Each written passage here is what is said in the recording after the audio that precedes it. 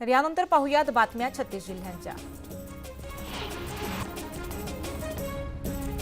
विधान परिषद निवडणुकांच्या तोंडावर शिवसेनेसह अजित पवारांच्या राष्ट्रवादीनं आणि भाजपनं मोठा निर्णय घेतलाय।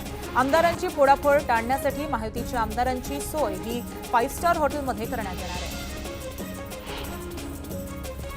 विधान परिषद निवडणुकीच्या तोंडावर उद्धव ठाकरेंच्या शिवसेनेनं देखील सावध पवित्रा घेतलाय। 10, 11 आणि 12 जुलै रोजी ठाकरेंचे 16 आमदार हे हॉटेलवर मुक्कामी असणार आहेत। त्याचबरोबर उद्धव ठाकरे हॉटेलमध्ये गाठीभेटी घेणार आहेत। कोणताही दगाफटका होऊ नये यासाठी उद्धव ठाकरेंनी हा निर्णय घेतल्याचं समजतंय। लातूर दौऱ्यादरम्यान मनोज जरांगेंनी धनगर समाजाच्या उपोषणस्थळी भेट दिली। आंदोलनकर्त्यांशी संवाद साधत त्यांची विचारपूस केली। धनगर समाजाच्या मागण्या रास्त असून आम्ही धनगर समाजाच्या पाठीमागे उभे आहोत असं आश्वासन देखील मनोज जरांगेंनी दिलं। मराठा आरक्षणासंदर्भात सह्याद्री अतिथीगृहावर महत्त्वपूर्ण बैठक पार पडली। या बैठकीत सगळे सोयऱ्यांबाबत सरकारनं शासन निर्णय काढू नये असा ओबीसी नेत्यांचा सूर पाहायला मिळाला। सरकारनं हा शासन निर्णय काढला तर ओबीसींचं खूप मोठं नुकसान होईल।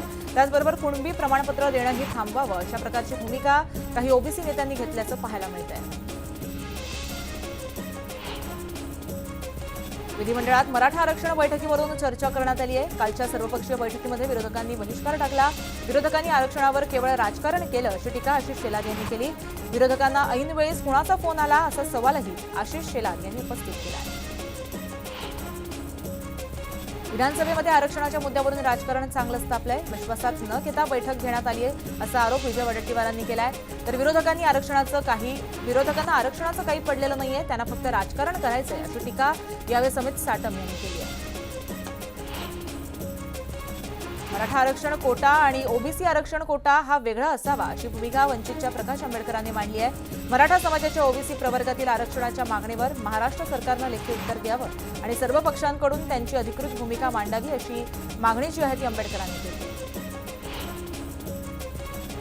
सरसकट कुणबी प्रमाणपत्र देण्याला आमचा कायम विरोध असल्याची भूमिका ओबीसी नेते बबनराव तायवाडे यांनी मांडली आहे। पितृसत्ताक पद्धतीनंच मुलांना जात मिळत असते, ही व्यवस्था संपूर्ण भारतात आहे, त्यामुळे हा निर्णय राज्य सरकार घेऊ शकत नाही असं तायवाडे म्हणाले।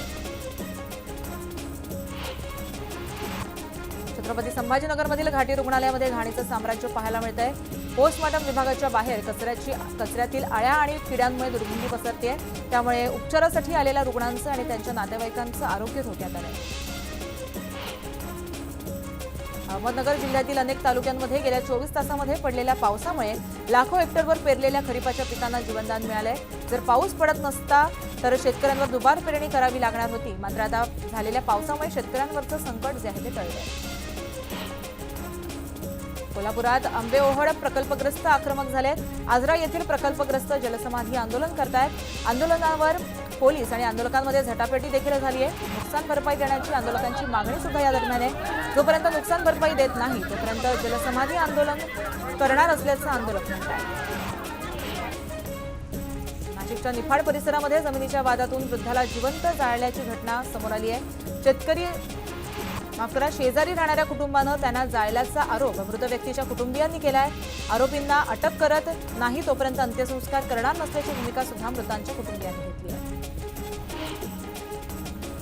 क्रिकेट असोसिएशनच्या अध्यक्षपदासाठी अजिंक्य नाईक निवडणुकीच्या रिंगणामध्ये उतरणार आहेत। अजिंक्य नाईक आज त्यांचा उमेदवारी अर्ज भरणार आहेत। मुंबई क्रिकेट असोसिएशनच्या अध्यक्षपदासाठी रिक्त जागेवर निवडणूक पार पडणार आहे। त्यासाठी काँग्रेस प्रदेशाध्यक्ष नाना पटोले आज उमेदवारी अर्ज दाखल करणार आहेत। आज दुपारी पटोले अर्ज दाखल करण्याची शक्यता आहे। तर नाना पटोले अर्ज दाखल करणार असल्यास आपणही निवडणुकीच्या रिंगणात उतरून त्यांना धोबीपछाड करू असं वक्तव्य भाजपचे आमदार प्रसाद लाड यांनी म्हटलेलं आहे। तर यानंतर एक मोठी बातमी राजकीय क्षेत्रातली आपण पाहतोय, ती म्हणजे मुख्यमंत्री एकनाथ शिंदे यांच्या संवेदनशील स्वभावाचं पुन्हा एकदा दर्शन पाहायला मिळतंय। मुख्यमंत्री अधिवेशनासाठी जात असताना विक्रोळीजवळ एका रिक्षाचा अपघात झाला होता। मुख्यमंत्र्यांच्या ते निदर्शनास आल्यानंतर त्यांनी तात्काळ महिलेची चौकशी केली आणि ताफ्यातील अँब्युलन्स आणि आपला अधिकारी सोबत देऊन महिलेला रुग्णालयामध्ये दाखल करण्यात आले। त्यानंतर जखमी महिलेनं मुख्यमंत्र्यांचे आभार देखील मानले आहेत। तर ठाण्यातली आपण हे दृश्य पाहतोय। अपघातामध्ये एक महिला जखमी झाली होती आणि यावेळेस मुख्यमंत्र्यांचा ताफा तिकडे थांबला आणि यावेळेस मुख्यमंत्र्यांनी त्यांचा अधिकारी आणि अँब्युलन्सला बोलवून महिलेवर उपचार करण्यासाठी तिला रुग्णालयात पाठवण्यात आले.